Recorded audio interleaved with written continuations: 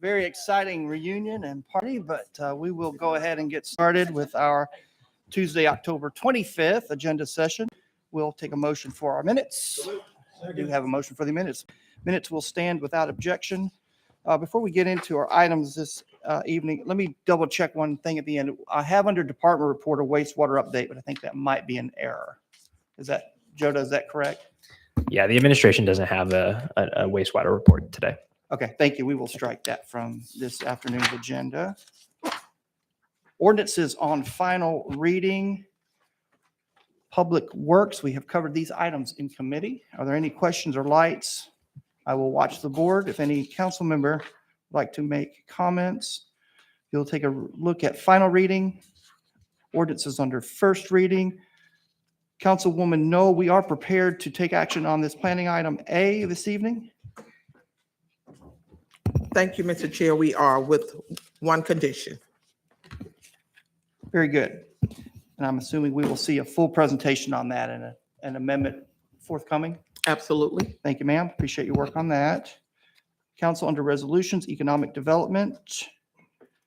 Several agreements authorizing the mayor. If you'll take a look at those. Councilwoman Hill, I see your light. You have the floor. Thank you, Chair. I've spent quite a bit of time studying this and talked with Jermaine. This evening, I'm going to be bringing a resolution to amend the alternate version with two particular amendments.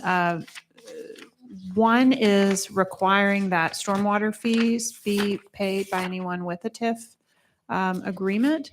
And the other is related to adding multifamily housing to the policy at this time. It came up because I have a handful of things that I'd like to see added to the policy in the next few months. The first is I'd like us to develop a policy for city issued TIFs, because as you noticed on the first page, there's a section that says we don't have to follow this. And that was something that we discussed at length about a month ago. So I think for our city to take some time to decide what are the standards that we want to hold our city TIFs to and add that to the policy in the future. The second piece is for multifamily housing, I'd like us to have some standards for what would be appropriate for the city of Chattanooga for a multifamily TIF before we open up the TIF for those projects, specifically related to the AMIs that we want to address with TIFs versus, ones that we would address with pilots, things like that. AMI, area median income, excuse me. So I think that we would be prudent to wait to put anything in about multifamily housing until we have our affordable housing czar chief housing officer on staff, and she'll start next month. So I'll be bringing that resolution in hopes that you all would agree to hold those two things. And Phil is putting that together for me. I'm sorry I didn't already have it in the packet. Just wasn't able to get that ready before this meeting. So Councilwoman Hill, I'm understanding under item D this evening, we will be reading the alternate version, Correct. which I have highlighted in my packet, and you will be presenting two amendments to the Correct. alternate version. There'll be a sentence removed and a sentence added. Okay, very good. Thank you, ma'am. Mhm. Moving on to IT. Any questions for IT on the items? Mayor's office. Most of you have saw the email. This is actually extending Mr. Brewster's appointment to 4 years versus 2. And we appreciate Mr. Anderson catching that last week. So we'll get that corrected this week with this resolution. Parks and outdoors, we have 2 items. Scott, I want you, please, if you don't mind, come up and talk about item I, which has been in the works. And now that Phil is back with us, we're able to get this into this week. But I'd like for you to talk a little bit about that, please. Sure, and thank you for your patience and understanding. We've had a unique entrepreneurial activity pop up to us, and that's the activation of the Summit Softball Complex for, imagine this, a winter use. The good news is this would be a straight rental of an underutilized amenity during the dark season months to offer a holiday lighted tour like you see frequently across the nation with a private vendor that looks to come in. The show would run from the 18th of November through January the 1st. The rental fee would be $56,000 to the city for the use of this facility when it's not otherwise being used. We have some details to work out with legal and Phil and his team and being very helpful with that. But I think Phil and I feel confident that we're at a position now we were ready to bring that to you for your consideration. Okay. That nod from Phil gives me a lot of assurance as well. So More so than my nod, that's very noted. good. I was sweating that one just a little bit, but now that Phil's back from Canada, we're lucky he didn't get stuck up there. So, all right. Scott, thank you. Thank you for what you all are doing. I feel like the mission of the quality of our parks in relation to the quality of our lives, your department and your leadership is taking that very seriously. And I'm seeing the animation and the activity as a priority one in our parks. I know what you're working with me in District 4 and across all districts. And this is an example of staying on something and creating and activating a place that's very underutilized in certain months of the year. So thank you. Well, thank you. And thank Greta Hayes from Yeah. the team for her spirit and her entrepreneurialism here that made this happen. And I do. And Greta, thank you, because you reached out to me actually quite a while ago and said, what do you think about this in District 4? And we forget about that space over there sometimes. So thank you very much for staying with us, both of you. Thank you. All right. Any questions on the, Demetrius? Councilwoman Kuhn, I see your light. Thank you, Chair. I was just going to add to that. So now you give us somewhere to go instead of having to cross over to East Ridge in the neighborhood to go see their lights during Christmas time. But I also wanted to echo what the chairman was saying about outdoor Chattanooga. I appreciate the work that you all are doing. Like it's so many activities that you all are putting out weekly. I can't even keep up. I'm trying to hop to each one of them. But I really want to talk about at Avondale, they had a movie night, and it was just a great event. We had seniors to come out. It was just a diverse group of people. The kids enjoyed themselves. The staff was interacting with the community. It was just a beautiful event. Of course, I'm kind of jealous because, I want District 9 to always have it first. But I do hope that this will be something that'll continue on throughout the year, because you almost definitely understood the assignment when we talked about DE&I, is that you want to make sure that we're activating spaces that people traditionally don't get to come outside. And so you're bringing the community back together, because COVID most definitely kept us isolated from each other. And so these are opportunities to get us back connected in the community. I appreciate you all. Well, thank you. It means so much. A little learning we had through this light thing that we've learned very quickly. You have to be, I believe, 1.5 miles from other bright lights to do these shows. Otherwise, you don't get the dark light of the light show. So we're kind of limited on where they can go. I think they do another one at Chester Frost for that same darkness sort of thing. But we're keen to go anywhere that'll welcome us. And we see you out there. We see you. We appreciate it. Very good. All right. You good, Councilwoman? All right. Appreciate that. Scott, thank you very much. Thank you. Greta, thank you. Moving into Public Works resolutions, you'll take a look at those. I'll clear the board. Looking for any lights or comments. Let's go ahead and move into the City Council proposed agenda for November 1st. We're still snickering about that. Phil? Yes, sir. If you'll take a look at that, we do have an ordinance possibly on final reading under planning, equity and community engagement. Joe, do you want to talk a little bit about item A for us, please?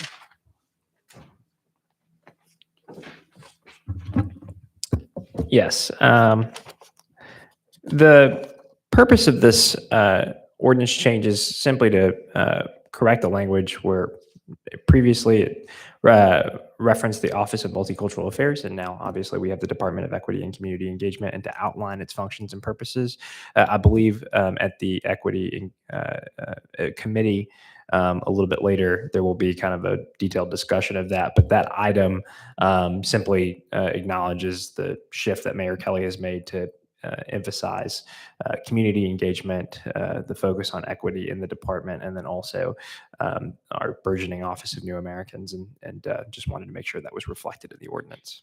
Thank you for that. Council, seeing no lights, we'll move into next week's proposed resolutions. Community development, parks and outdoors. And a planning item, adopting the West Side Evolves plan, which we will have a public hearing on that this evening. All right, seeing no questions on those two items, we'll move into purchases. We have 3 purchases, Mr. Goldberg, tonight. No emergency purchases, no RFPs to report. Very good. If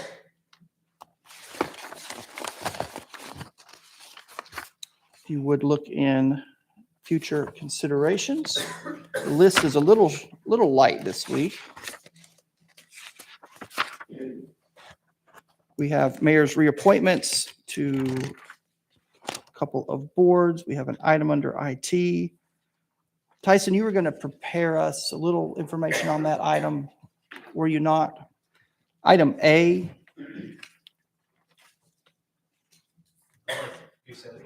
Were you going to prepare us like a little cliff notes or a one sheet on that item A? Yeah, I sent you one. Is that what you've already sent us? Yes. Okay, thank you for that. I'm sorry. There's been a lot of emails flying around. That's right. So I just want to make sure. So council, you do have that email that we had requested information on that. So if there's any questions. And then, of course, Scott, you're bringing reindeer to the riverfront. Okay. Well, you guys are really active. Awesome. Very good. Okay. We do not have a department report this afternoon. I need to bring up the conversation again for our holiday time off. I have been told, Bill, we need to be actually out of here on the 27th and the 3rd of January, according to everyone that's lined up coming together. So the stars align that we can get this done. So council, we had originally talked about the 20th and the 27th. So I would like to ask for your consent to be off the 27th and the 3rd is our new dates. Okay, seeing no objection. Madam Clerk, will you make sure that is posted on our website that we will not be in session on the 27th and January 3rd, 27th of December. Thank you. Councilwoman Hill, you brought up a good point too. November 8th is Election Day. We normally take and move our schedule back. So I would ask if council has any thoughts on that. I will throw out 4 p.m. for our council time and 2:30 or 2 o'clock for our agenda session. That's a very light day with no committees. So I'm welcome and open to any suggestions. Okay, 2:30 and 4? 2:30 we will have agenda. 4 o'clock will be our council meeting for business. And that's on November 8th. Madam Clerk, if you'll make sure, and Phil, make sure that's noted. Thank you. All right. And I think that is all that I have. We have 2 committees this afternoon, unless there's any other business to come before council before we adjourn into committee. Seeing no lights, equity and community will kick it off for us. Would you like to stay where you're? Okay. You let me know what you need me to do over here. Okay. Madam Vice Chair, you have the floor. Thank you. Good afternoon, everyone. Can I get an approval on the minutes? Thank y'all so much. Today for our Equity and Community Development Committee meeting, we'll be having several updates. Excited for the Office of Equity to come up to give their first report with Ms. Tamara Stewart, followed by Anthony Sammons, or Tony Sammons coming up with the Community Center update, as well as some additional community development updates. So I believe Tamara has a presentation for us. And I ask that, once we go through the presentation and then ask questions at the end. Okay, go ahead.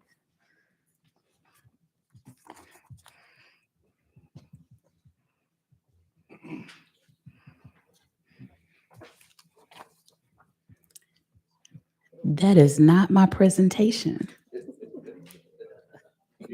No, Tony, I cannot do it.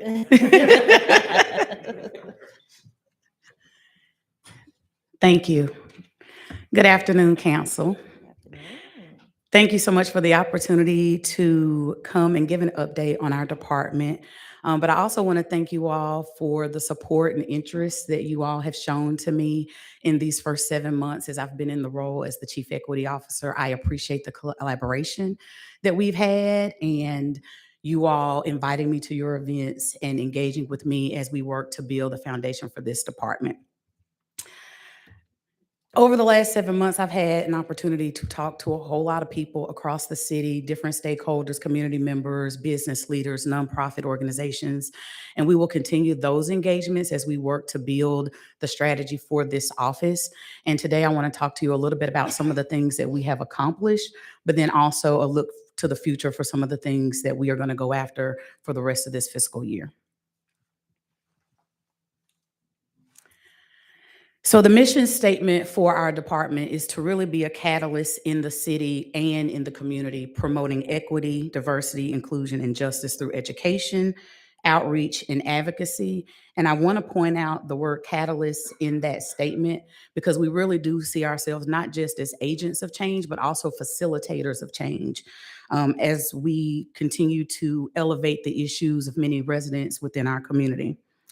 We see ourselves operationalizing the equity framework across city operations and expanding opportunities for small women and diverse businesses to do business with the city, but also throughout the city of Chattanooga.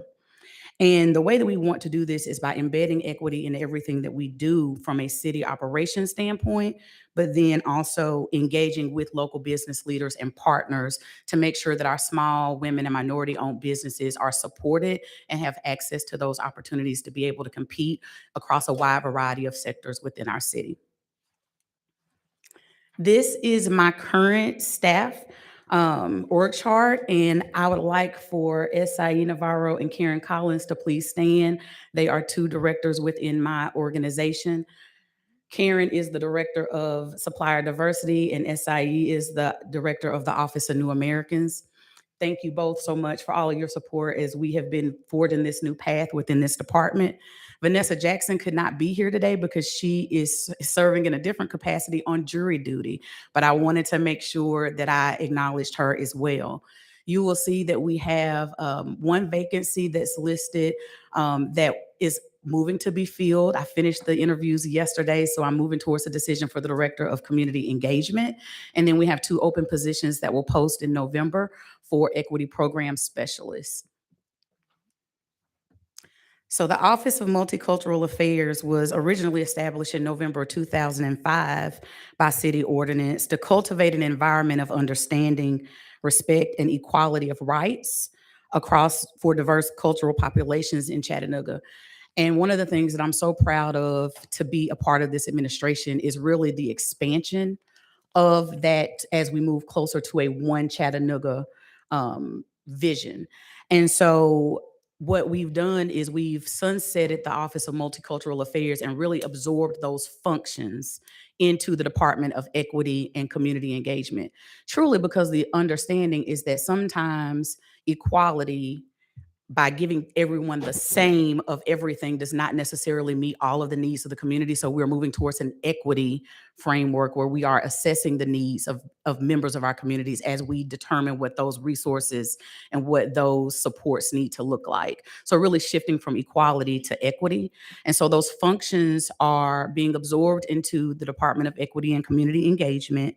And you all have on your list for future considerations an update to that city code to really change the name of the department, but not just the name, also expanding the scope of the work to be more based around equity versus equality. Couple of accomplishments I want to kind of talk about. The functions of this will not go away. So we will continue to do the work to elevate the community, to bring people together, to help expand opportunities. Some ways that we've done that since I've been here, we've reconvened our summer intern program that had to kind of take a little bit of a lull during COVID. We had interns that we hosted this summer. We did extend several of those interns into fall assignments, and we are looking to grow and expand the intern program as we go into the spring in partnership with Human Resources. We also recently hosted a Japanese tea ceremony to celebrate culture at the Heritage House, and we had a really great time at the Dunn Eves Heritage House a couple of weeks ago, where we brought members of the community all from all parts of the city together to really highlight a traditional Japanese tea and provide education around the meaning behind the service of the tea. As I mentioned in the goals, we want to enhance the intern program and grow it.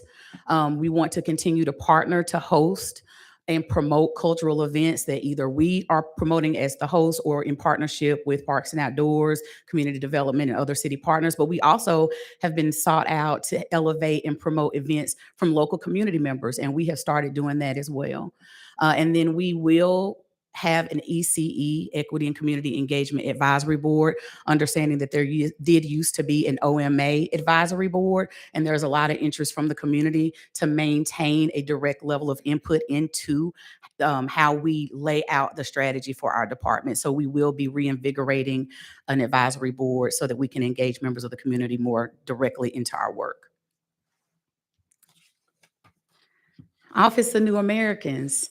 So this office was launched in August of 2022, and I know you all received an update on this. I think the second day that the office was open, we had a situation where the migrants were dropped off in the city, and we led the response efforts for that as it relates to the city. And we are really proud of the fact that we were able to help people meet people where they were and do so with compassion, maintaining dignity, and also safety and security of those people that we were able to assist.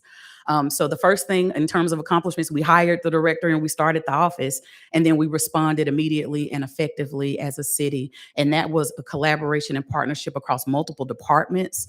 And so I want to acknowledge the fact that it wasn't just the Office of New Americans, it was the Office of New Americans in conjunction with the CPD, in conjunction with technology services and public works, and people who came from all parts of the city, CARTA, to help us mobilize that response. And we really appreciated that partnership. We also were able to host a Hispanic and Latino faith leaders delegation. It was the first time that we've had that many faith leaders from the Hispanic and Latino community at City Hall at one time, across multiple religious backgrounds, representing approximately 35 different congregations across this city.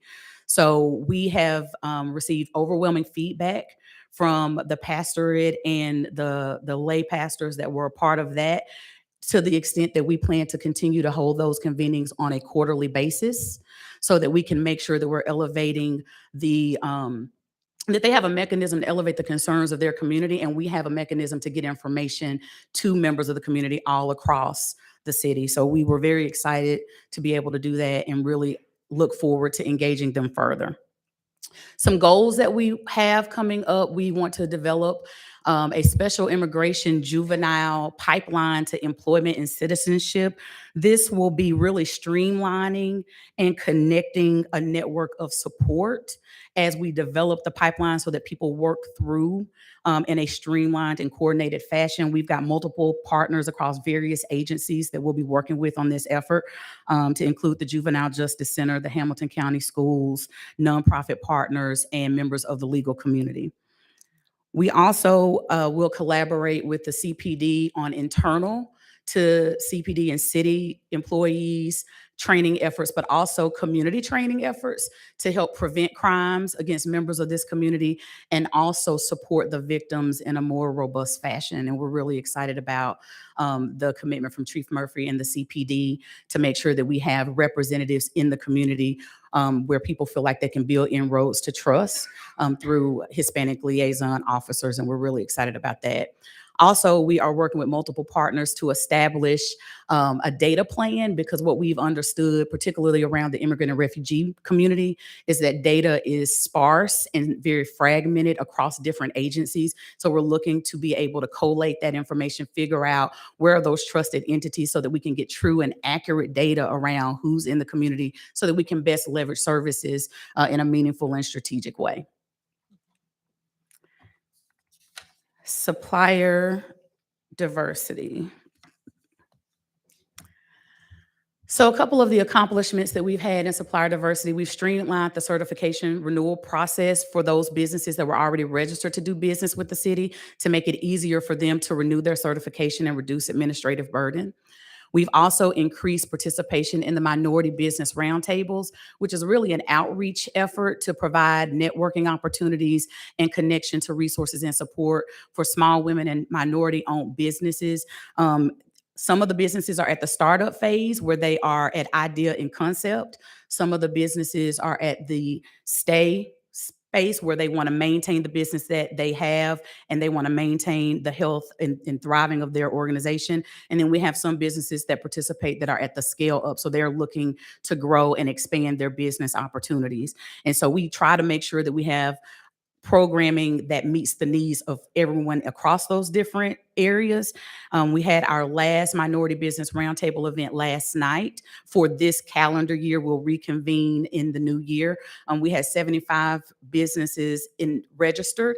We had to cap the attendance because we've had so much growth. This is an effort that we really started after COVID numbers kind of started to wane. And so this program has been in place for approximately 9 months. We went from having on average about 24 businesses registered to attend to now, again, we were at 75 last night. So we're super excited about the growth of this program. People are talking about it. They're excited. They're engaging, and we're going to continue to grow and expand that offering to our minority-owned businesses as we move into the new year. We have had approximately at those events 531 in attendance across 250 different types of businesses. And so that really, when I get into the next slide around some of the data, that really is going to support some of the goals that we have moving forward in terms of expanding opportunity. So I wanted to highlight a little bit some of the diversity data that we've captured.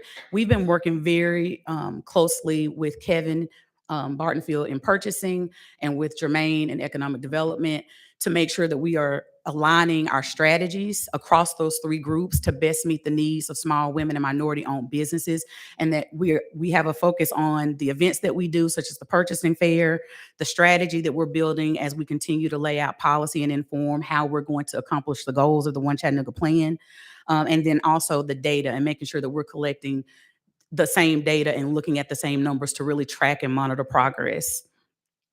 So our current, from fiscal year 22, the total city spend was $371,164,554.35. The total spend for small and minority-owned businesses within that time frame was $16,079,998.40. The difference between small and minority-owned versus minority, the small includes those businesses that have the thresholds where they are between $1 million and $40 million in total revenue and 100 to 1,500 employees. So the classification for small is based on the scale and scope of the business, whereas minority includes those ethnic classifications and subcategories such as disabled, veterans, LGBTQ+, et cetera. So when you carve out the total spend for minority-owned businesses within that dollar amount, it is $10,963,703.18, which is a total percentage of 3%.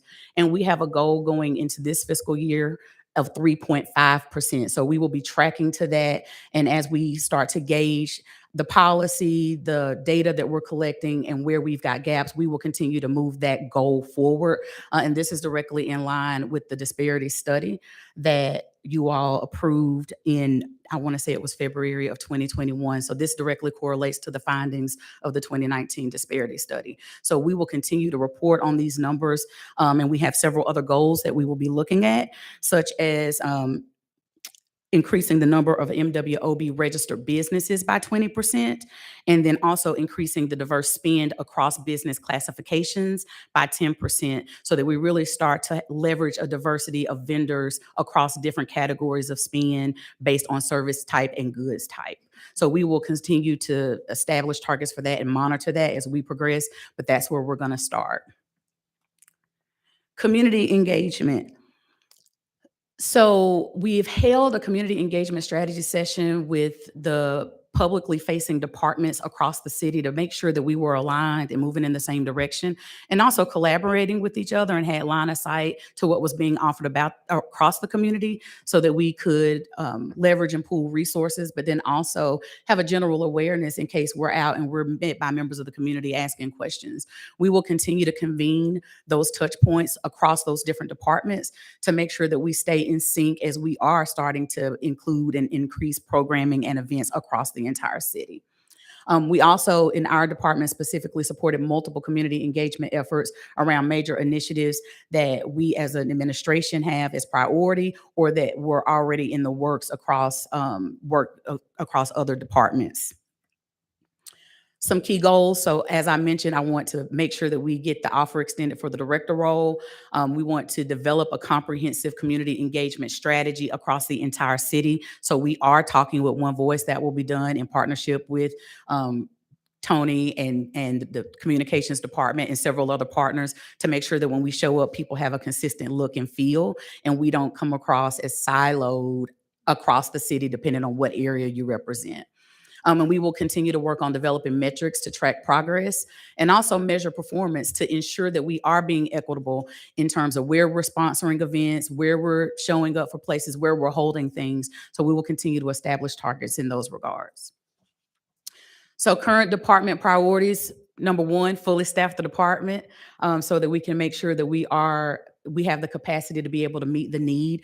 I've been very excited since we came in and started doing training across the city, which you'll see in one of the bullets. We have started having an increase of calls, of requests from different city departments, from different leaders, from people who are looking at programming and wanting to engage the community. So we got to make sure we have the capacity to be able to meet the need.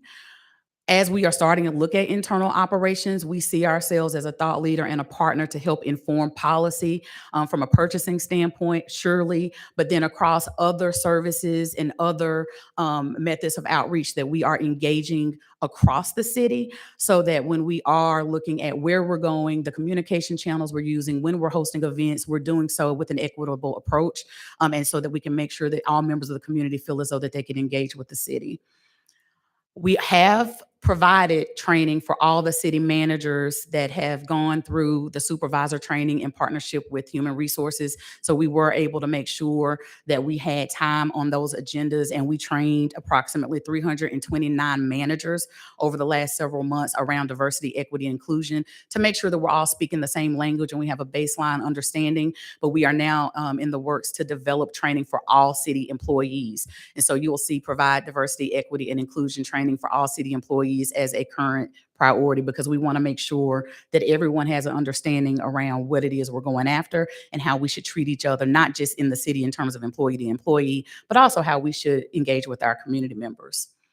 We will develop an equity framework for internal operations. So this really looks at what is the criteria that we should be evaluating as we are developing plans, as we're looking at where we're doing expanding resources to make sure that we're asking the right questions and including the right stakeholders so that no one is left behind. And that we'll have performance measurements that will be attached to that to track how we are doing and monitor progress. And that was the last bullet: enhance and develop city metrics with an emphasis on equity. And I will be quite transparent. We have a lot of data at the city. Being able to look at it and be talking about the same thing when we're looking at it, so we're all on the same page about how to move things forward, is an area that I see of opportunity for our department as it relates to equity. So making sure that we're looking at the same definitions and we know what we're talking about and we're looking at the right indicators to track whether or not we are equitable in our approaches will be a focus of our department moving forward. And then lastly, are there any questions? All right. We have Dr. Burrs, Councilwoman. Thank you. So great report. One of the things the Mayor's Council for Women has been looking at for the past couple of years is the city itself. Are we equitable in hiring, firing practices, pay, promotion, all of that?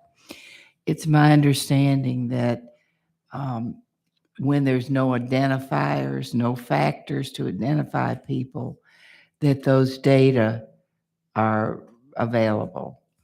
and yet we've not been able to get it. Can you be helpful there? I surely can. I will get with you to find out what it is you want, and I will work to see what we have, what's digestible and consumable, and what we can. We've gotten piles of, these are very simple questions. And it mostly has to do with gender, Mm. age, and race. Okay. And it has to do with hiring, promotion, pay equity, those sorts of things. Okay. And the idea there is we think the city probably does a pretty good job. But the secret squirrel stuff is making us a little concerned. So if we could, Sure. thanks so much. Thank you.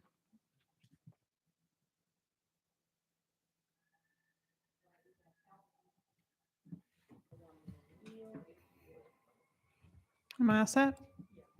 Okay. Thank you very much for this presentation and for the dedication that you have to this work. Two questions. One, with regard to the city spend, 3% of the spend currently with minority-owned businesses that are also small businesses. So that's cut from the small business, minority business, and then we cut, and it's minority small business. Is that, am I understanding that correctly? I That's believe not so. actually the question. I'm gonna look at Kevin to confirm. We've had a lot of conversations about this number today. Yeah, so we tried to pull out just the small business classification, not the minority women-owned business classification. So those were separate. So when those numbers, the 10 million. The 10 million represents what? Will you please clarify? Yeah, so the 10 million Is should minority represent only. the small minority, I mean, not the small, but the By minority-owned women-owned business. businesses. Okay. The only piece we took out was the small. Okay. And so the current spend right now with those businesses is 10.9, 11 million-ish. Moving to a 3.5% goal of our total city spend, what does that actually bring us to for the next year? Like how much are we actually adding by adding 0.5% of spend? Well, and my definition of 3% of spend would be the total spend for the current budget. Me too. And so I'll let me pull the total budget, look at what we've done over time, and get back to you on a concrete number. Okay. Because I don't want to do the math against the last year's number. I want to go to the future number. Okay. Was that Yeah, I'd like to understand. I mean, it's important to make realistic goals, but also to make goals that we have to work hard to achieve, right? I agree. If that's just one contract, is that aggressive enough? So something I'd like to know a little more about. Okay. The other thing, Thank you. when I think about equity and our role as a city and our role specifically as city council people, I see that we have an opportunity, most especially to look at systems Mhm. and systems that we as people created in an effort, at least for myself, often to do my best work and to make the world as best we can. And yet sometimes we've had unintended or intended consequences that have led to major disparities within our community. So I recognize you're doing that work around purchasing, but I wonder what other systems within our city are on the short list to be looked at next. Thank you, Councilwoman. So I'm going to try to make a short list because I have a lot of things, of course, that I'm interested in going after, but I do think purchasing and contracts, obviously, right? But I think to Dr. Burrs, Councilwoman Burrs' point, I think internal to our city in terms of how we operate from an equitable standpoint, even with our own employees, is an area of focus because we got to practice what we preach. And we have to be able to show that we're not going out trying to change the world and we haven't swept around our own front door. And so that's an area of focus for me as well. But I think when we look at where we are paving, where we are having events, where we are infusing capital and investments. And so the way that that looks in terms of work that I'm currently doing, I'm working with Scott Martin in Parks and Outdoors as we look at the park equity plan, and I'm informing that work. I'm working with Dan Roeder and the RPA as we look at how are we going to engage communities around some of the plans that we have for what transit needs to look like and for what being able to move around town needs to look like. So it really is, for me, it's creating a framework that can be applied across multiple disciplines, but then it's really looking at and drilling into those areas that have systemically caused some of the greatest barriers in our community and going after those to dismantle them, and not just dismantle them for pomp and circumstance, but to build something that is going to be sustainable over time so that we replace it with something that creates inroads and pathways for people to be able to thrive all across our community.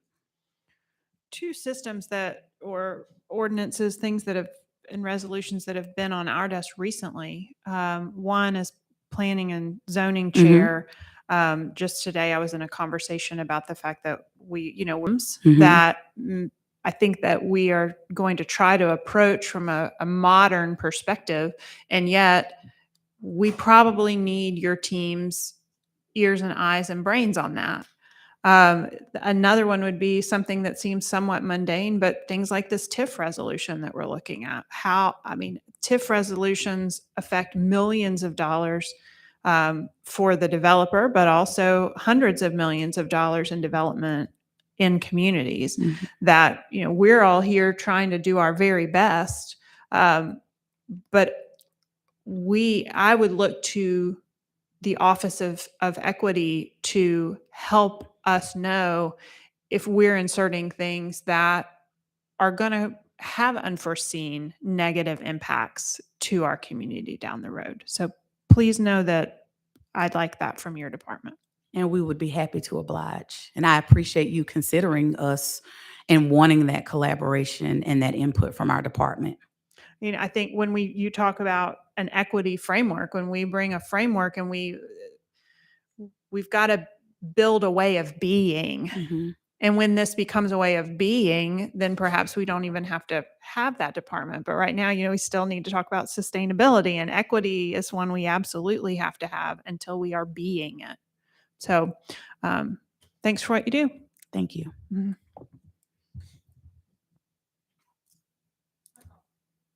Thank you so much, Councilwoman Hill.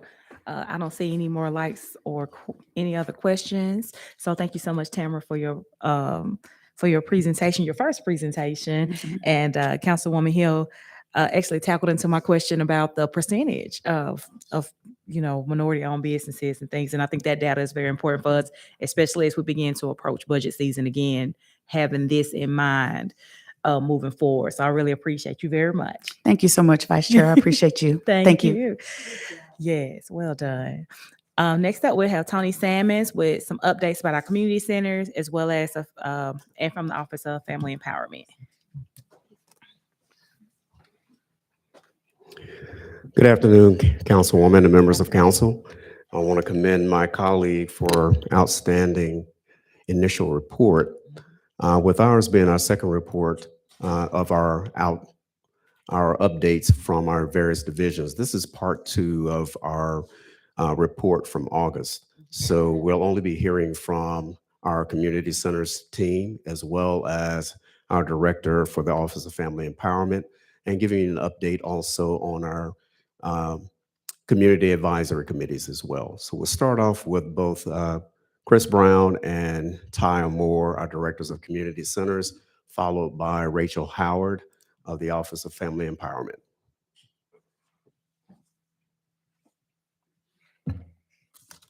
Good afternoon, Council. Hey, Chris. It's been a while since we've seen you, and a lot of things have been going on, and we've been very excited. We had a very exciting summer with summer camp, so we just got some quick updates for you. Immediately after summer camp, we began working with our community center staff, and we hosted our first in-service training.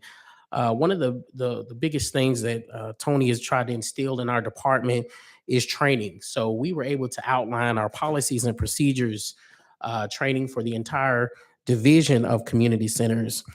Along with that is programming for the future. We're kind of the front lines of the community, our community center staff. So it's important that they have the tools and the skills needed to offer programming that's related to that community. And then also customer service, which is one of the most important things that we're looking at moving towards the future. Our RecTrack implementation. So RecTrack is our management system that we're using in our community centers. And so we're looking to expand that more. RecTrack is used to track the number of participants that are coming into our community centers. And it also works for folks that want to do facility reservations, that want to register for programs. So I want to thank the Department of Technology Services, who have been an integral part in making sure that we've been working with the vendor on making our RecTrack system work to its full capacity. And finally, before we go on to the senior pilot program, is we can offer the greatest programs that a community center has ever offered, but we also have to make sure that we have adequate staff. So since Ty and I have been here, we have been able to hire about 14 positions. And so we want to thank Mandy and the human resources team on helping us craft and get these new employees hired. And along with not just hiring them, but when they come on, making sure that they understand the vision of where we're going in community development and the vision of where we're going as community centers. So I'm going to step back for a second and let Ty discuss our senior pilot programming. Thank you, Chris. And y'all notice he only want me to talk because it's a senior program. Yeah, I appreciate that, Chris. Yeah, I know. Well, that's the reason why I am the elder of the group, and which I don't mind at all. And like he was saying, our senior pilot program is a program that we just initiated here not too long ago. And the purpose of this was we have been getting phone calls, emails, and letters from residents complaining about not having nothing in their neighborhood or having to drive too far to Eastgate, to participate in the senior program. So what we decided to do was to hit the four corners of the world or Chattanooga and create, some senior pilot programs in some of our centers. So we chose Wise, South Chat, Glenwood, Hickson, and J. Patton. And by doing this, we have had over 3,300 participants, and it's still growing daily. And I'm not kidding. I mean, we go out there and every day there's new people that want to come in and participate. And so we've been collecting data. We also been doing surveys. That's something that Chris and myself has been doing here in the last couple of weeks, and it has been going great. We just want to hear from the seniors and find out, their needs and their concerns and programs and stuff. And I'm telling you, it has been great. And believe it or not, I have been participating in pickleball. So if you haven't played pickleball, you need to play. Yes. And some of the other things that we're trying to do is expand the program and training, because like I said, we've been asking them, what do you want to see, in your community? And how can we help you have a better life and live longer? And trust me, they are living longer. I played against an 82-year-old that he woke me out. But anyway. Pickleball is not just for, it's for everyone. Right. You're right. Oh, no, they do talk trash too. I mean, they do it all. And so by doing that, like I say, we're trying to enhance the program, enhance the sites, and as well as bringing healthy, offering healthy classes and situations like we've been working with the Office of, that's right, Office of Community Health. And so we have nurse navigators at these sites. And I'm telling you, it has been a great thing so far. So like I said, me being an elder, I want to talk about the senior program. They are dear and sweet to my heart. And in a few years, my age. So I'm looking forward to it. And I would love to see y'all come out and participate. All right. You don't want to see me on the pickleball court. It's quite funny. All right. So Councilwoman Dottley, I need to see smiles. Okay. Big smiles. So exciting news about our East Lake Community Center. It is going fabulous. The paving and sidewalk work are in the final stages, so we're extremely excited about that. We have been out at this site dozens of times. Want to thank the Department of Public Works and all the vendors, technology services who have been an integral part in making sure that this process is run very smoothly. We're expecting the certificate of occupancy around mid-December with a projected opening date of mid-January. So council will be sure, and Councilwoman Dow will be sure to get you that information as well, and let the public know about that grand opening. So exciting news as it relates to that. Moving on to some other community center renovation updates. John A. Patton project is going very smooth as it relates to the AC and the flooring updates. We had a little bit of a hiccup, had a rainstorm come through and caused a little bit of flooding, but we have been working with Public Works and the on-site vendor to get all of that stuff corrected. If you know Mr. Jim Long, who is the community center manager in that location, he's extremely passionate about this project. And thank you, Councilman Henderson, for all of your support. I think I got word from Public Works that they're looking to do some exterior lighting outside, which is going to be great for that site and great for the community. And also moving on to North Chat, we were able to work with the Department of Public Works as it relates to a new gym floor. That one personally hits me. I started in that community center when I was 6 years old, and it was still the same floor. So I'm very excited that they are getting a new gym floor out there in that area. So thank you.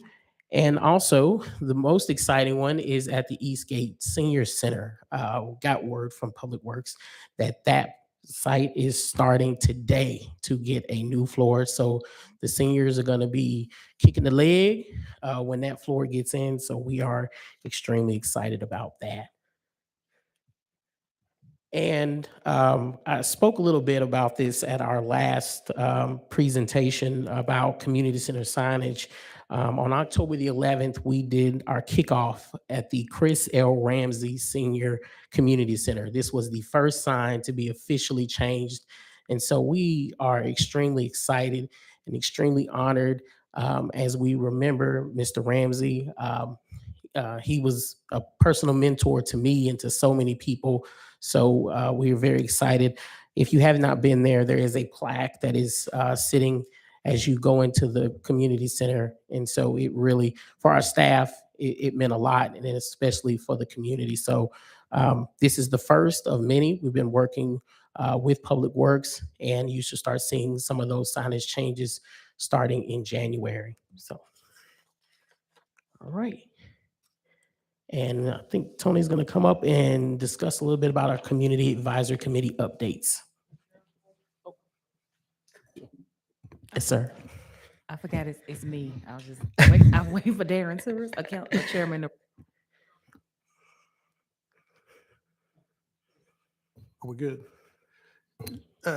So Todd, just if you really want some competition for pickleball, come see me. Yes, sir. And we know how to talk trash. If you could go back a couple of slides to the senior pilot. You piqued my attention about something. John A. Patton has 4 stars by it. What? Okay, let me explain the that to 4 me. stars. Okay. So as you know, they're going through a renovation right now. But as you know, Mr. Jim Long does not like closing the facility. So we have 4 stars there because some of the data is skewed. And so we want to make sure we get that to the council. But we wanted to note that some of their attendance might be a little lower. Is because Jim has sectioned off part of the building, and he's still trying to. So that's what that is. It just piqued my curiosity. Yeah. But look, we still could take that outside, though. Well, let's go. I'm just saying. I've got some chalk. We'll line us off a court. Thank you, Council. Yeah. Oh. Thank you, Chair. This, Chip, he asked one of my questions, but since we do not own the Eastgate facility, are we paying for the floor, or is Eastgate, are they the ones who pay for the floor at the seniors use? As it relates to any renovations and all maintenance of the Eastgate Center, we're responsible for all those. Are they giving us a discount on the rent? No. Okay. Then also I'd like to, the senior programs, the pilots, I hope that you all continue that in our recreation centers. I know some on council, they are excited about the senior program of being at Eastgate. I'm not one of those that's a fan of it. I think we waste too much money, and we can use that money to invest in our community centers and add additional program that we need, that community members keep begging for, and we keep telling them we don't have the money to provide those programs into those sites. But I have been able to interact with our seniors, in particular at the Glenwood site, and they are just so happy. You know, it's in the community. It gives them the opportunity to be outside past 4 o'clock. Eastgate, they close early.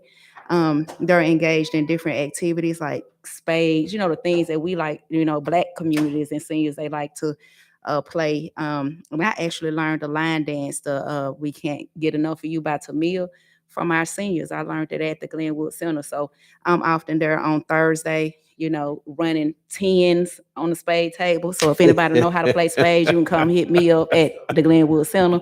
Just want to put that challenge out there for you. Yes, this councilwoman still play cards. But I do want to just make sure to encourage you guys to please continue to have that, the senior activities at the community, in the community centers there, and not just at Eastgate. We appreciate that. And us piloting this throughout the city is our team listening to the community. And Glenwood was the first pilot location, and we've received nothing but good praise in relation to that. And it's good to know that you are engaged in playing spades and you're running tens, but don't let the bow tie fool you. I can sit at a table and, as Councilman Henderson said, yeah, we do know how to talk trash. So to add a little bit in as it relates to the pilot of our senior programming, it is imperative that we are being more active in our work. And one, it takes us to listen to the seniors. We started engaging and trying to provide the programs that is being asked of by those communal areas. And pickleball has been the new thing. And working with our partners in Parks and Outdoors, who put a challenge out there to us early on, and I purposely did not respond because I wanted to wait. And as Chris indicated, it would be funny to see him out there playing pickleball. Well, there was a video of him playing pickleball, and you're right, it was funny. And so we're going to continue that. We're going to continue to gather the data, and the data is showing us that we're heading in the right direction of providing that type of programming throughout the city and not just having it in one singular location. So we look forward to adding more senior programming throughout all of our community centers.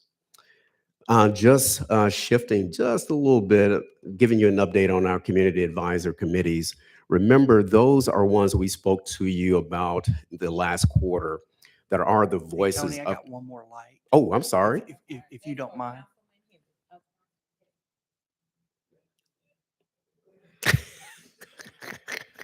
Thanks a lot to Tony, Ty, Chris, administration. Thanks for all you guys do. Appreciate all that. And I guess my question is this: as we merge effectively to a One Chattanooga, the Eastgate Center and the senior pilot program, are there collaboration? Do you partner with them, or what?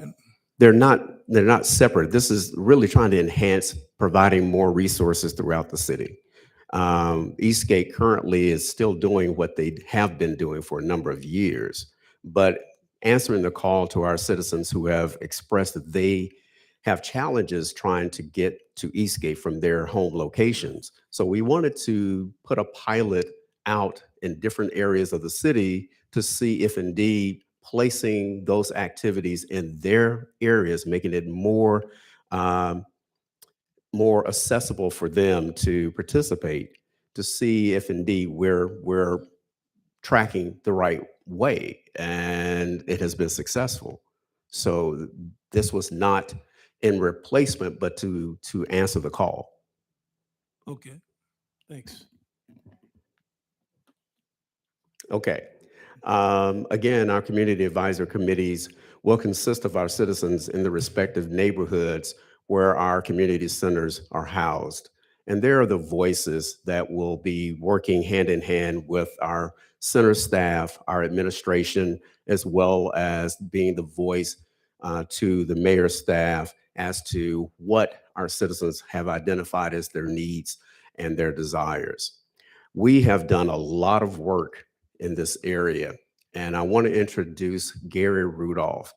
Gary is our liaison who will be taking the charge and has put a lot of time in the development of the bylaws and the guidelines and the training that will take place for those citizens that will participate in the various committees throughout the city. And Gary will be working feverishly with these organizations throughout.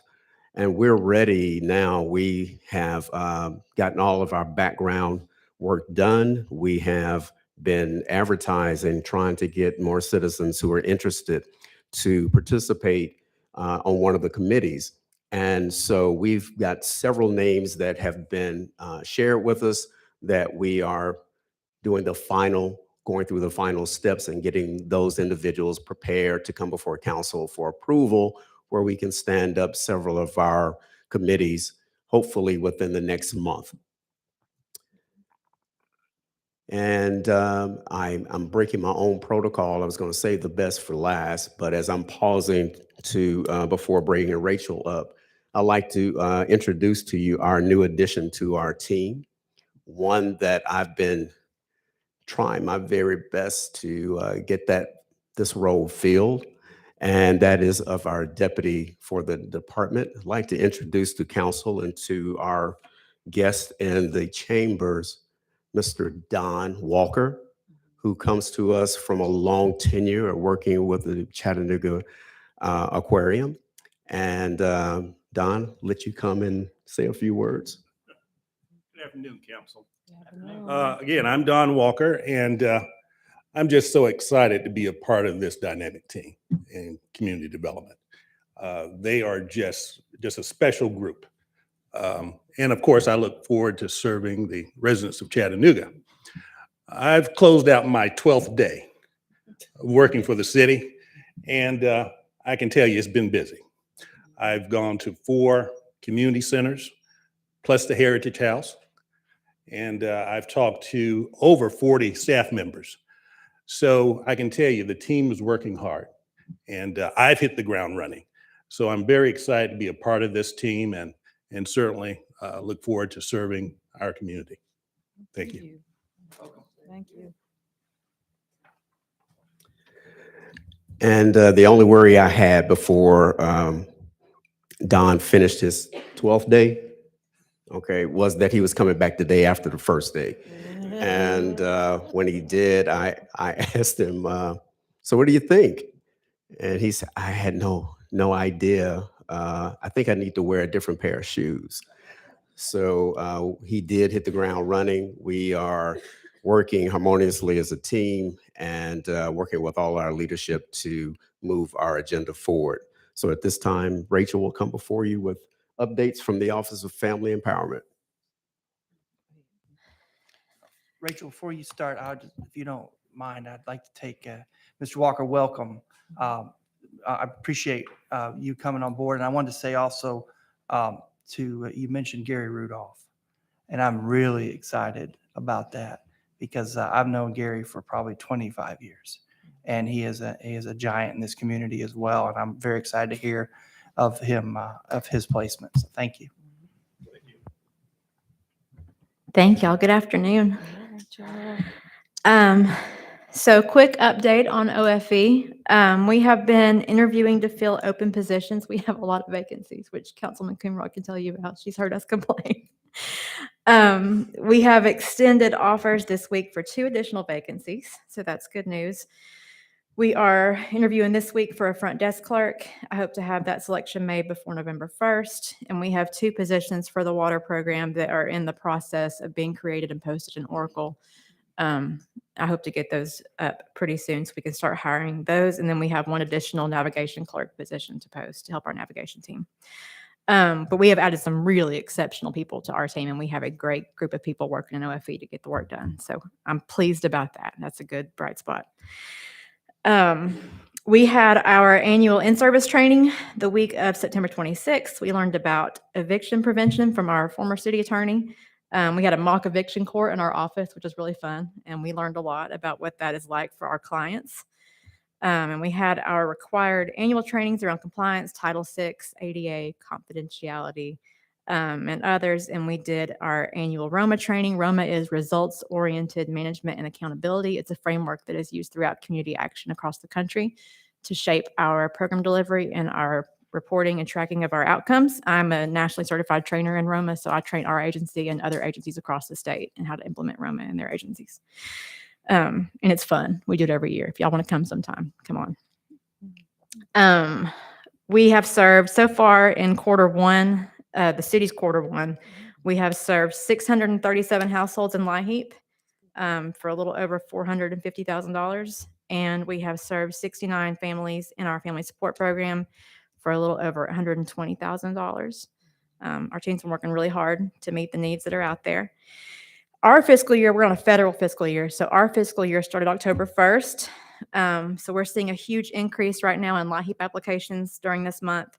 We had a drive-through application distribution thing at South Chat where we're living right now that first week. And we gave out over 1,200 applications just in the first couple of days of the program year. So those are making their way back in steadily to be processed. And we're working on those constantly, getting those out and getting those paid. Our team has done a fantastic job of pulling together and getting the work done. They've been amazing. I can't say enough about my team. I have an amazing, amazing team. We have received about $1.8 million for the Low Income Household Water Assistance Program, otherwise known as LIWAP, from THDA, and we're working to get that program off the ground. I've sent vendor agreements out to all the utility providers that would be involved in that program. Those are coming back slowly. I'm following up on those in my free time so we can get those all in and signed. And we're working to get the staff hired to process the applications once we do fully launch. Once we get the agreements in place, I'm going to have a training for the vendors so they understand what to expect, what the process looks like, and how they can help their customers apply for the program. And then we'll do a training for our partners so they can help their clients access this resource too once it gets to be in place. We had our first meeting of the OFE Advisory Board on October 13th. I was very excited. This is a long time coming, and it was really fun to have my first board meeting with my very own board, and they're great. We have a great board. We're very excited to work with this group of community leaders to help us drive the strategic plan and to broaden our impact on the community. And then lastly, we wrapped up our impact program in mid-September, and we are so proud of the results that we achieved during that pilot project. Our third and final cohort had a 100% graduation rate, which was absolutely phenomenal. They were so fun to work with, and we learned a lot from them. So that is all. Okay. Thank y'all. All right. Thank you so much, Rachel. Tony, did you have anything additional? Are there any questions? No. Okay. No questions. No, we'll address any questions that you may have. The only final update that I would like to share is the excitement we continue to have as we're in preparation to move out to our new campus.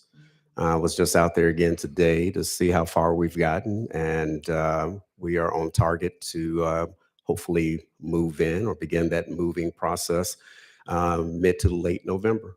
All right. You're moving from District 7 to District 6. Is that correct? Yeah. So.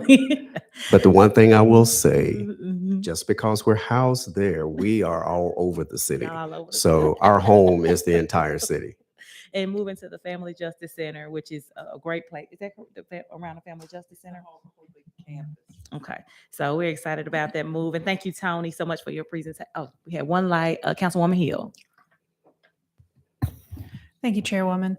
I just had 2 quick success stories to share that have come out of this department's work that were really thrilling. The first relates to community centers. You all may remember me bemoaning the fact that in my district, children in the community actually were not allowed in our community center because only seniors were allowed there. Well, now children are allowed in, and there are some senior activities, and they're piloted and they're going great. But something really special that happened is that we have children that are walking long distances to go to the center, and they're interacting with the seniors. In fact, one young man was invited to join the seniors table tennis league. Apparently you have to be a member at some point. You can only participate, don't you? And so he went to the potluck. I mean, there's just some really wonderful intergenerational relationships that are being made. And I think that's really important. And so, hats off to the team for that. And then, also last month, I happened to get a phone call just before our council dinner from a woman who, brought to me a critically desperate housing need where a apartment or a duplex had been purchased in my district, and the elderly woman and her senior adult son with mental disabilities were going to be evicted in a matter of a few days. And this team rallied between our homeless services and our community services. I get chills thinking about the mountains that were moved very quickly for this family to help buy them another 30 days, find them a new place to live. They are representative of some of our most vulnerable neighbors. And so it was just a real shot in the arm when we think about the bureaucracy that we build in trying to serve our people, to see that it works. And that's a family that is warm and safe because of the work that this department did. So thank you very much. Thank you so much.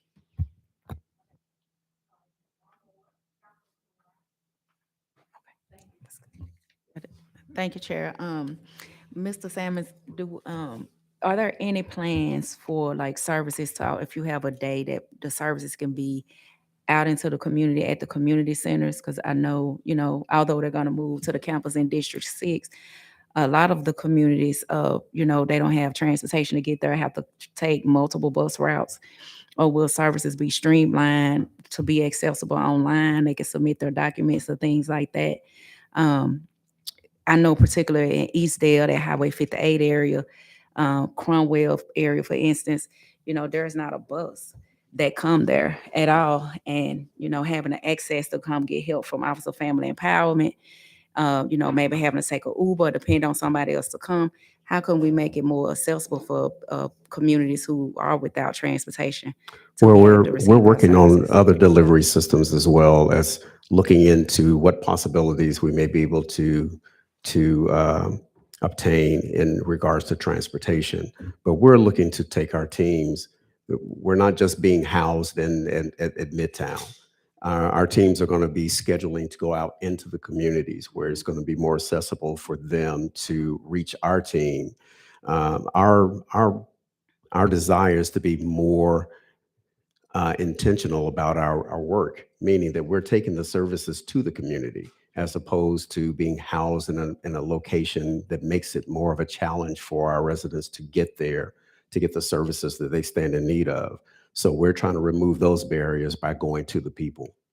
Okay, well, I appreciate that. I'm not just for my district, but when I think about people in Lookout Valley, just imagine how far they got to travel to get the services. I'm sure, all this stuff that I'm talking about probably was considered when we was thinking about a plan to just have it, everybody situated on one campus. But when we think about these pockets, these communities who it's not really accessible to, I like the idea of you all bringing it out into the community. And anytime that you hear of any citizens that are having challenges such as that, we want to hear from them. So it's our job to try to figure out how to make sure we can get those services to them.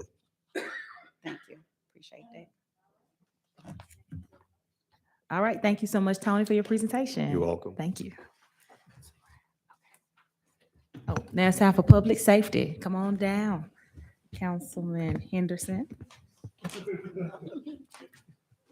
It's not in me. Well, good afternoon, ladies and gentlemen. They've saved the best for last, but not saved a lot of time for us. So we'll try to move quickly through this. Now call this meeting to order. Could I have a motion on the minutes? With no objections, the minutes will stand as read. We do have two items to cover this afternoon. One is a follow-up on our violence prevention initiative by Dr. Lambert, but we are going to start with our park quarterly report.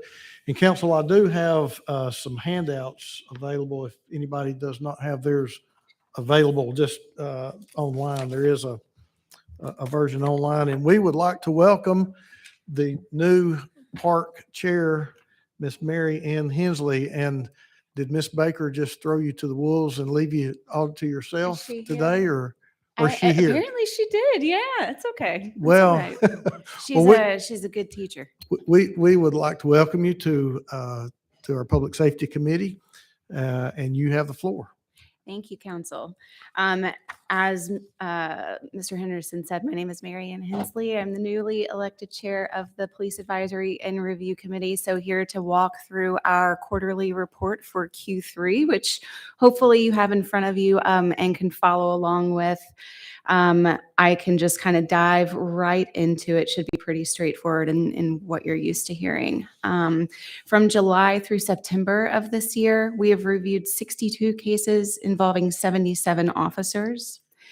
36 of those complaints were citizen generated, but only 5 of those were found by the chain of command or park to have an actual violation. So good things there. 26 of the complaints were generated internally by the department, and 19 of those were found to have a violation, which makes a lot of sense. A lot of times cases are not even going to come up unless the CPD knows that there's a violation involved. There are also other instances where cases are required to be reviewed, such as use of force. If force is used in any capacity whatsoever, we are required to use those. So it's not necessarily generated from a complaint. So to walk through just the overall breakdown of complaints by category of violation, that is contained within the chart in section 2. I won't walk through it verbatim, but you can kind of see that breakdown, and I will come to that momentarily. Since Park began reviewing cases in October 2020 through the end of September 2022, we have reviewed a total of 346 cases involving 422 officers. In 20 of those cases, the chief's final recommendation was different from the park recommendation, and this can be the case when either park or the chief identifies a violation that the other does not, things of that nature. And then, as I mentioned in section 2, you can find the chart that breaks down the violations by category. As far as the number of complaints, some of those are a bit higher, but I would encourage you just to make sure that you're reviewing the totality. The second and the third columns identify cases where the chain of command or park actually found a violation to have taken place. So important to view everything in context there. All right. All right. Any Well, questions? thank you very much for your service and for stepping up to the plate to serve as chair, because that is a big role. Do we have any questions for Ms. Hensley at this time from the council?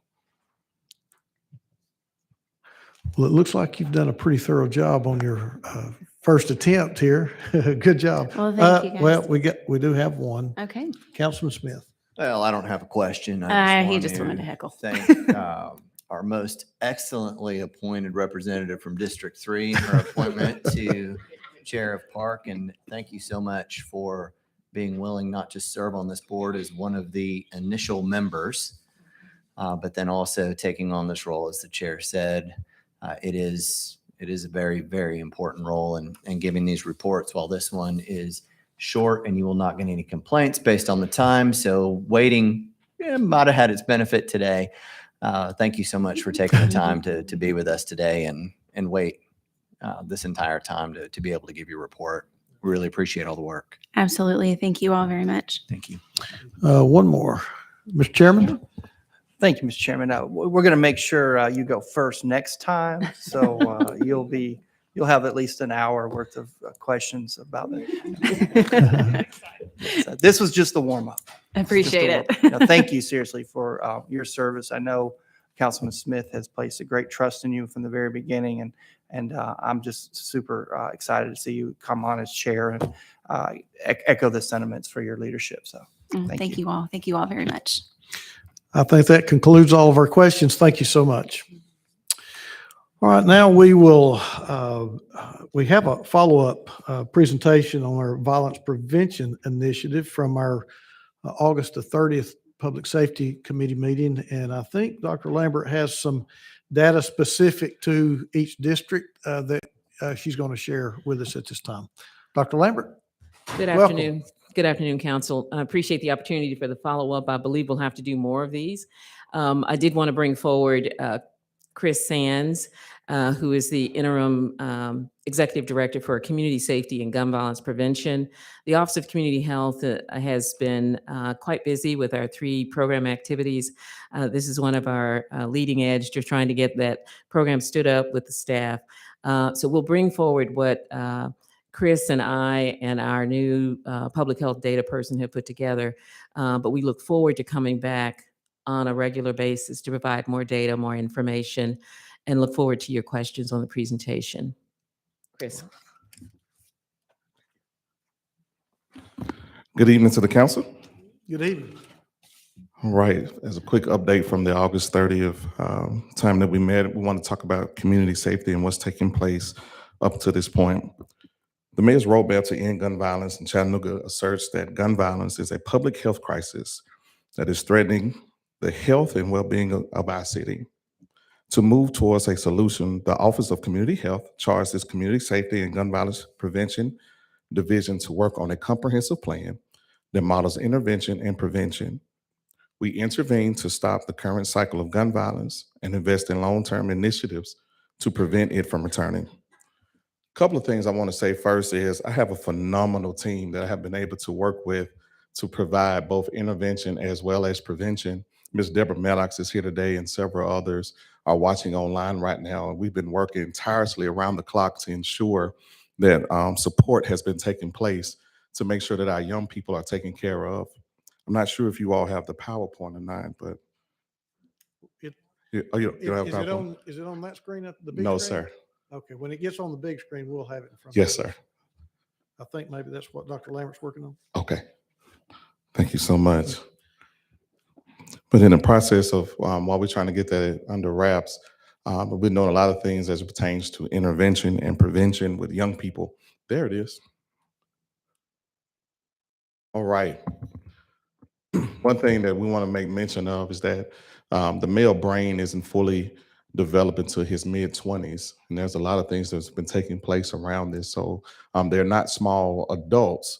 Instead, we want to call them not juveniles, but we want to call them what they are, and that's children. Intervention, providing social service support to at-risk individuals. We have been able to assist over 30 people as far as CADIS clients is concerned with social services, employment, life motivation tools, performance intake, and assessment tools.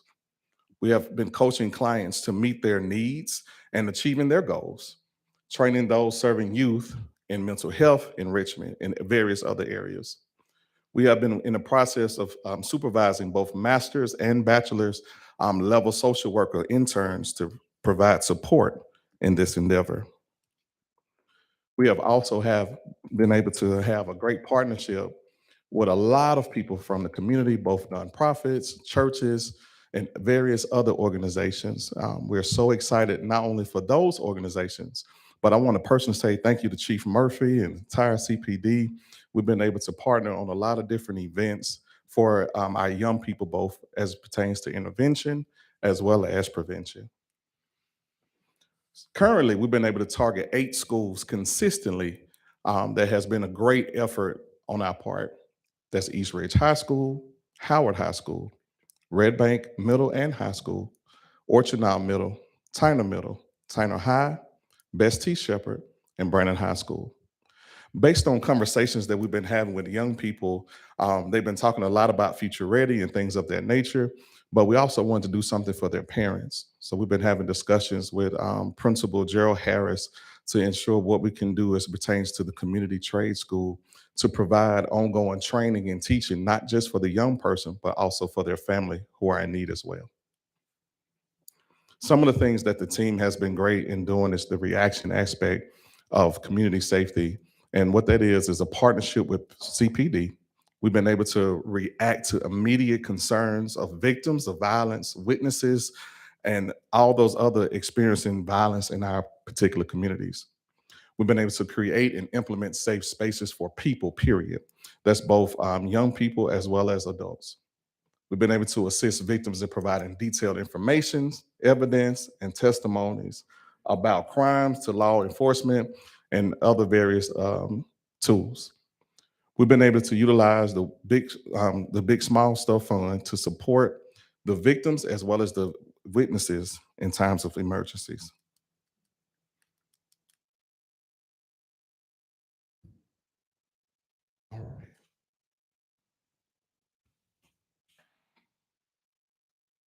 There we go. Uh-oh. Prevention.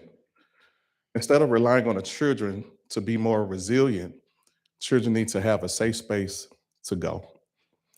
We had a lot of different conversations over the summer, as well as when school started, asking the young people, what are some things that you would like to do? What are some things that you would like to see? And based on the data, we know that every fall break, there's an uptick in crime. So after talking to the young people, we began to ask questions. What are some things that you all would like to see? What are some things that you all would like to do? And based on what the students told us, we put plans in place that every day during fall break, we had some different things as it pertains to prevention. And some of the things that you see right now on your screen are some of the activities that we were able to pull off for the week of fall break. And I want to say again, thank you to the partnership to CPD, as well as the team and all of our partners to make sure that last week, 2 weeks ago, was a phenomenal week for young people. We saw over 2,000 young people for the entire week. Just to be able to see the smiling faces, to have safe spaces for the young people was absolutely phenomenal. We began to ask the students every day, hey, what school do you go to? We asked them what's going on not only in your school, but what's your zip code? What area do you represent? And this is a list of the schools that was represented that came out pretty much every day during fall break. These are the zip codes that was represented during fall break: 37421, 37412, 37411, 37406, 37405, 37403, and 37402. I just wanted to put just a brief map of some of the things that transpired and what districts they were in. Based on the conversations that we had with the young people, they said, hey, we want to have stuff in Hickson. We want to have stuff in Lookout Valley. We want to have stuff in various districts and locations. So these are the places that we've done that so far. Just wanted you all to take a look at that and see the different districts and what we've been able to do thus far. And that's all the stuff that you saw earlier, from the skate night in Hamilton Place all the way to the movie night at Miller Park. We just wanted to highlight that so you could see it. Here are some of our attendance data. We had majority females, believe it or not, that showed up pretty much every day. It was absolutely phenomenal. And some of the conversations that we had with the young ladies were like, what brought you out tonight? They said we felt safe. We began to just talk to them about mentorship, and they said they want to look for other women to aspire to and things of that nature. And it was absolutely amazing to have those particular conversations and dialogues with those young people. Also, we have a breakdown of the different demographics of young people that was present every day. A few more things, and I'll be at your way unless you all have some questions. Some of the current things that we're doing every day during lunch, we are at Howard High School from 12 until 2, spending time at different lunches, just making sure we provide support. As you all know, that this particular school, Howard, is the largest school in Hamilton County, and we wanted to make sure that we do our due diligence to support, mentor, and just provide aid as much as we possibly can with the different young people from all walks of life. We've been able to monitor the hallways at lunchtime and spend time with those young people there, as well as Tanner High School. Also, we've been able to go to Best T. Shepherd and read to the young people and impact them as much as we possibly can, both 3rd and 5th grade. And last but not least, we've been able to volunteer at Hickson High School and just provide some safe spaces there for young people. This is what we learned. Students want continued safe spaces. They want career opportunities. We can't ask them to put down what they've been doing if we don't put nothing else in their hands. And we want to make sure that we do our due diligence to teach them not just the soft skills that they need, but also provide opportunities for employment or teach them a trade or a skill and put some immediate funds in their pocket. They want to have adults to listen to them and not talk at them. They were very adamant in telling us that, hey, too many times we get preached to too much. So we tune out, we shut down, and we really don't want to listen to what is being said. Another thing that was a positive that we learned is that the young people really enjoy spending time with CPD. We had a kickball tournament. They was able to hang out with them. They was able to have fun at the lock-in, ask questions. They had some tough questions with a couple of people. And I want to say thank you to Officer Crawl. He was phenomenal in answering those questions, showing up every day, and being able to be relatable to the young people. And all his 20+ years of service, he was able to kind of help with the mindsets of the parents and all that good stuff. It was absolutely amazing. I also want to say thank you to Ms. Greta Hayes, who showed up and showed out as well in her department for all the things that they did. But we also learned something that I wanted to make sure I highlight as well, is that many of the parents are working poor, looking for support. They have said that numerous of times, not just the young people, but parents have come up and said, hey, listen, I'm looking for new opportunities and new ways to provide for my family. Can you help us? That's something that really stuck out that we learned, and we want to make sure that we do our due diligence to help as many people as we possibly can. Are there any questions at this time? I have a board that is completely lit up. Let me see who's first. Council, Vice Chair Dolly. All right. Hey, Chris. Hey. Hey. I just, on one of the slides you mentioned, well, for the fall break, and I know that was a great success, you mentioned that a lot of times we do see an uptick in suspicious or criminal type behavior during that time. Were you able to, or are you able to collect some data to let us know, did it impact, did it make any difference between maybe the past 2 previous or 3 previous fall breaks versus what you all did for this fall break? It was great activities. I knew kids that went, loved it. So. Okay. To my knowledge, and Chief Murphy, correct me if I'm wrong, there was no youth violence the week of fall break. To our knowledge. So that's the contribute. I mean, we could contribute that to multiple factors. I don't even know how to begin to even give that particular data, but the week of fall break, there was no youth violence at all here in Chattanooga, Tennessee. So we are excited about that. Yes, thank you so much. Thank you. Councilman Hester. Let me use the words of former City Councilman Anthony Byrd. You guys are amazing. Thank you. You guys are amazing, man. I noticed the decreased student violence as far as kids too. I was looking at that too during that period of time. Your labor is not in vain. Keep up the good work, man. Thank Keep you, up sir. the good work. Yeah. Won't he do it? Won't he will. Councilwoman Coonrod. Thank you, Chair Sands. Hey, I appreciate the work that you all are doing. My grandson, he attend Dalewood, and he decided this year he didn't want to go on his family vacation because he wanted to spend time with Troy, Sands, Ladarius, and Montreal. And that's all he consistently talk about, he and his friends. You know, he's sharing about the good things that you all have, the positive impact that you have on his life. So I appreciate all that you do, not only for him, but for all the other kids that attend everything that you all do.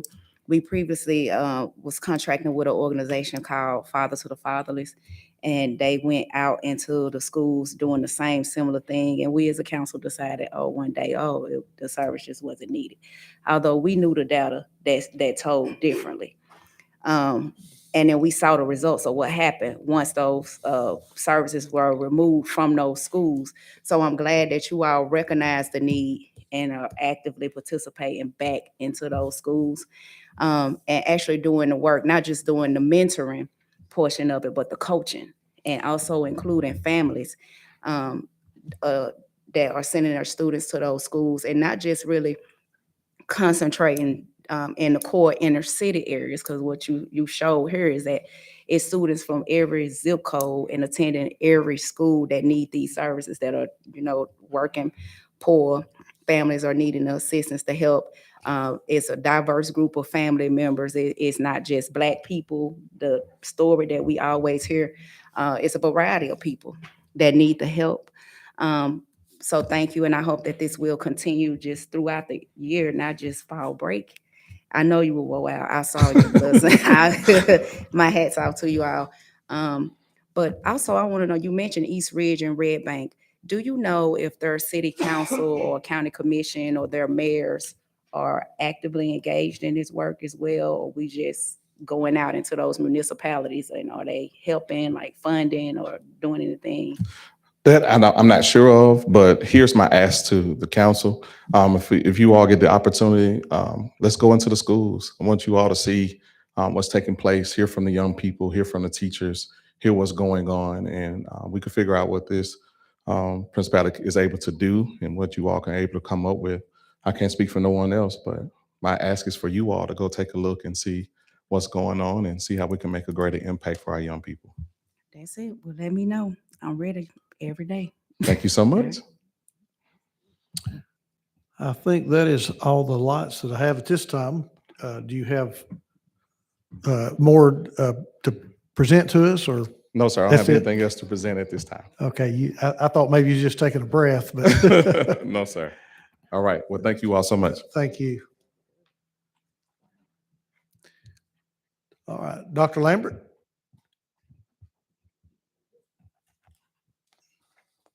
Much more to come in future reports. We certainly are in the community. We intend to stay there, both in all three areas of the Office of Community Health: Family Justice Center, Community Safety and Gun Violence Prevention, as well as the grant-funded health project. So we're pleased to do that. And what we'd like to do is regularly bring forward some numbers of impact and the data that I think is really helpful in your decision-making process and your deliberations. So we'll be bringing that forward, and we'd appreciate any questions that you have, any more specifics that you'd like to have on data, numbers. I heard you, Councilwoman Byrd, about the numbers. So we look, that's really helpful for us because we can crunch numbers, but it's helpful for us to know from our legislative branch what numbers help, how you need them presented, that kind of thing, so that we can bring those forward. Because we definitely are collecting them. We're actually in the process of putting together our quarterly report for the Department of Health and Human Services. Lots of numbers, and there will be a full report on the Office of Community Health and all of the 3 program activities. But we look forward to hearing from you and bringing forward more information. Sure. We do have a follow-up by Vice Chair Notley. Yeah, this one is for Chris Sands. With the success of the fall break, are we planning to do anything for Christmas or spring? Well, holiday or spring break? Yes, for all the holidays, we are in the process of working on having something for the young people, but not only just from our department, but other departments as well as other community partners. We don't want to burn out the team as much as we possibly can. We just want to make sure everyone is good for the long haul. So we are in the process of doing that. We started planning already for summer break. So we're making some moves. Yes. Okay, that's good. Thank you. Dr. Burrs. Just to mention, we do have a team planning effort for Thanksgiving week. So all of them, and it's a team, multi-city department, as well as external community partners planning these events. More to come. Dr. Burrs. Ready? Yes, Dr. Lambert, you and your team are doing a fabulous job. Thank you so much. I have one request. Mayor's Council for Women is starting a study that you may already know about the effect of violence on young women. Yes, I am aware. You're aware of that. Yes, ma'am. And I think you may be looking at some of that data. I don't know if they talk to you, Chris, or what, but we hear a lot about the effect of all kinds of violence, gang violence, Mhm. all the stuff you're looking Right. at on the effect of young women. And so they may be contacting you with your permission. May they? Yes, ma'am. Okay. Yes, ma'am, please do.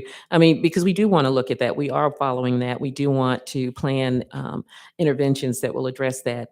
For the sake of the women who experience violence, as well as for the children in those families who are Right. being traumatized because they live in the homes with that kind of violence. Right. So we need to see that. So yes, please have them contact us. Okay. Thanks so much. Yes, Great job. All right, thank you so much. And judging from the engagement of the council, I think this will be something, Dr. Lambert, that we would like to see on a quarterly basis. Mr. Chair, anything else that we need to cover? If so, we are adjourned till 6. Yeah.